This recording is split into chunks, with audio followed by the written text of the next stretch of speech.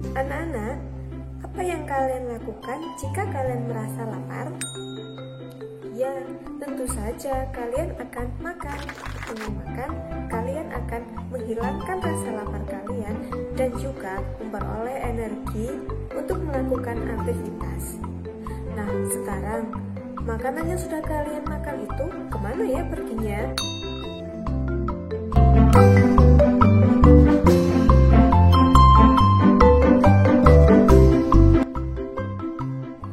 Assalamualaikum, bersama Bu Ami.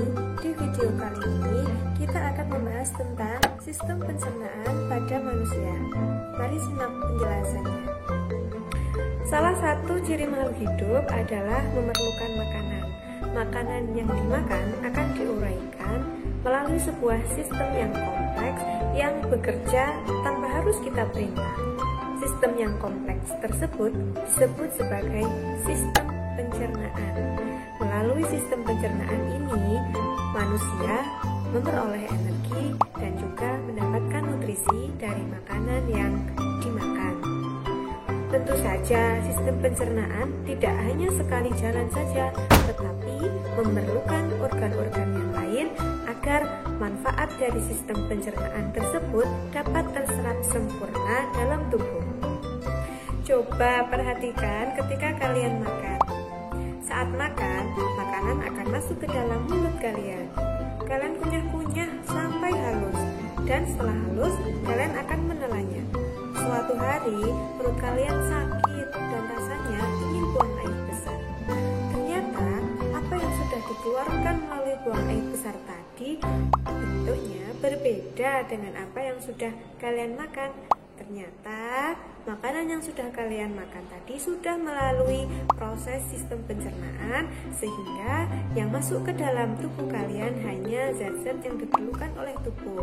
Sedangkan zat yang tidak diperlukan oleh tubuh akan dikeluarkan melalui buang air besar. Sistem pencernaan pada tubuh manusia berfungsi untuk menghancurkan makanan.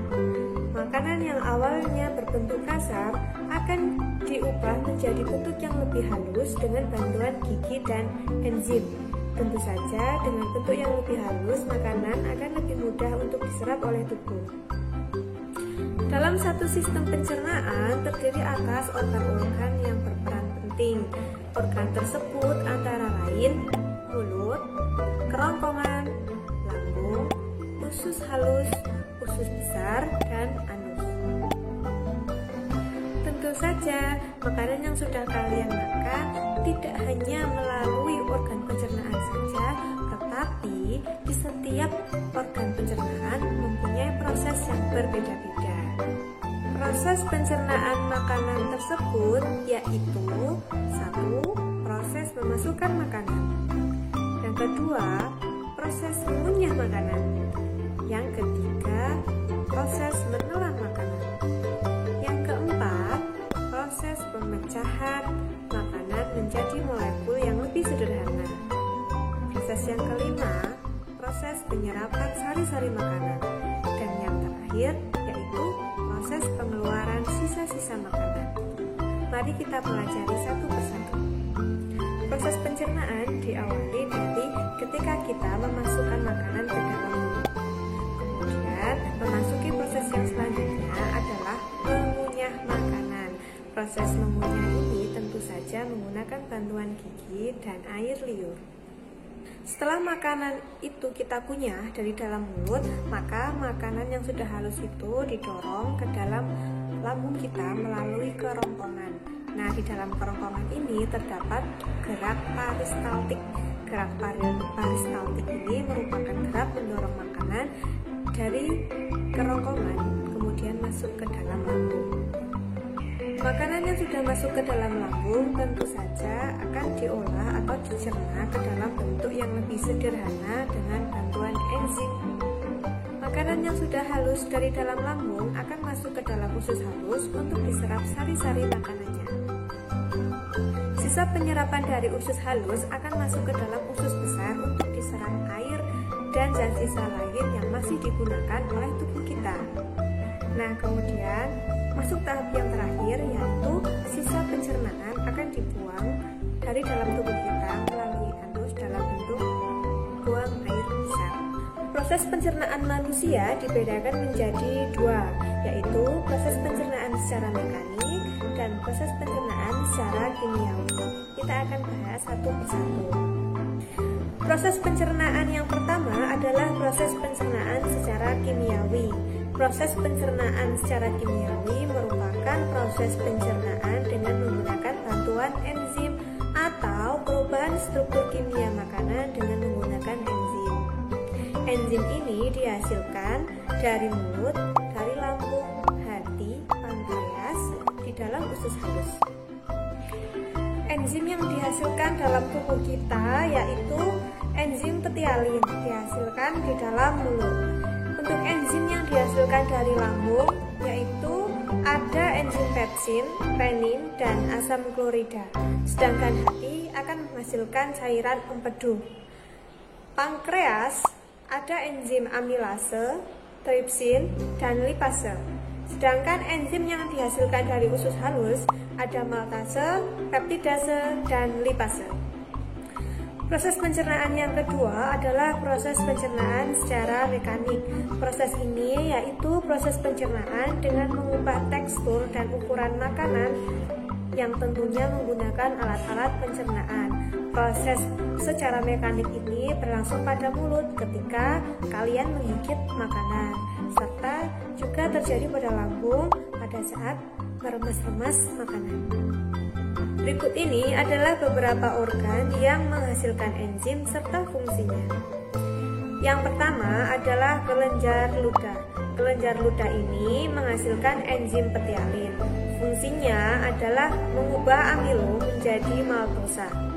Yang kedua adalah dinding lambung. Dinding lambung ini menghasilkan enzim pepsin, berfungsi untuk mengubah protein menjadi pepton. Asam klorida berfungsi untuk mematikan mikroorganisme yang masuk ke dalam lambung. Berikutnya ada renin, fungsinya menggumpalkan protein susu atau kasein. Yang ketiga adalah hati.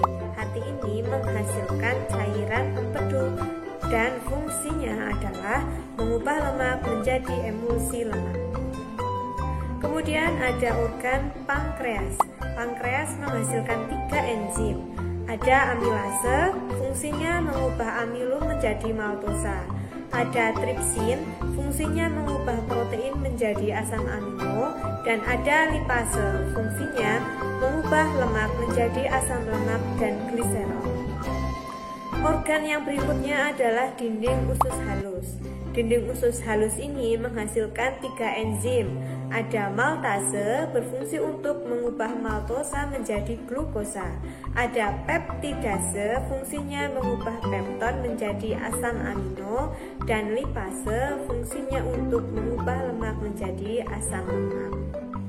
Seperti yang kita tahu bahwa organ pencernaan meliputi mulut, kerongkongan, lambung, usus halus, usus besar, dan anus. Tetapi ternyata ada organ lain yang tentunya sangat berperan penting dalam proses pencernaan kita. Organ tersebut sangat membantu untuk menghasilkan enzim-enzim yang diperlukan oleh tubuh kita tentunya. Organ tersebut yaitu ada kelenjar saliva yang dihasilkan di dalam air liur, yang di dalamnya mengandung enzim petialin yang berfungsi untuk mengubah amilo menjadi maltosa.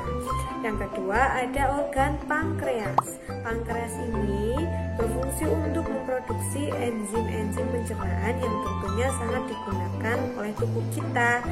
Dan organ yang berikutnya ada hati. Hati adalah organ untuk menghasilkan atau memproduksi cairan empedu. Cairan empedu ini sangat berfungsi ketika menguraikan lemak di dalam tubuh kita.